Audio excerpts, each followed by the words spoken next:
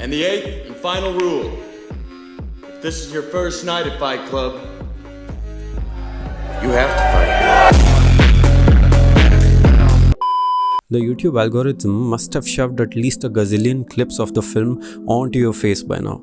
But what exactly makes it so special? I mean, apart from the twist that comes at the end, or the breathtaking visuals, or maybe the theme of masculinity, maybe the ecstatic performances, or maybe all of it. Here's a weird fact. Fight Club is banned from being watched or read in prisons. I mean, what else would be a better breeding ground for something like a fight club than a prison cell? If you aspire to make films or write films, you would definitely want to make something that lives on forever and is talked about for decades to come. Just like Fight Club, right? Right. If you decide to study Fight Club to understand what makes it a cult classic, chances are that you'll get sucked up in the aesthetics, its visuals, its twists, its performances, never actually understanding what makes it a cult classic. So let me try to explain. The guy who wrote the book, the one whose name I can't pronounce, he's Chuck something. So Chuck, who wrote the book for Fight Club, also helped Jim Uhls to write the screenplay for the film. But how did exactly Chuck come up with the idea of something so freaking cool? I have no idea. After Chuck graduated from university, he used to work a job that he hated.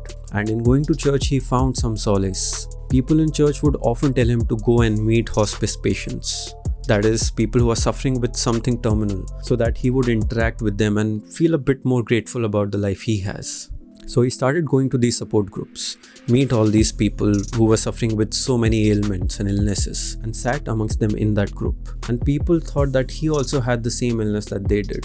That made him feel accepted. That made him also feel a bit superior from within, or a bit more grateful for what he had, because he did not have those illnesses. All of this made him more grateful for the job he had, for the life he lived. And thereby was born the idea of Fight Club, where our narrator is unable to sleep at all, and to sleep better he starts going to these support groups. What did we learn here? The idea for Fight Club came from Chuck's own life, his own truth. He wrote about what he knew, and he wrote about what he was living. And this is exactly what makes the film so personal for everyone, because it comes from someone's own personal and real life. So write about what you know. Put your own truth into it. Start there.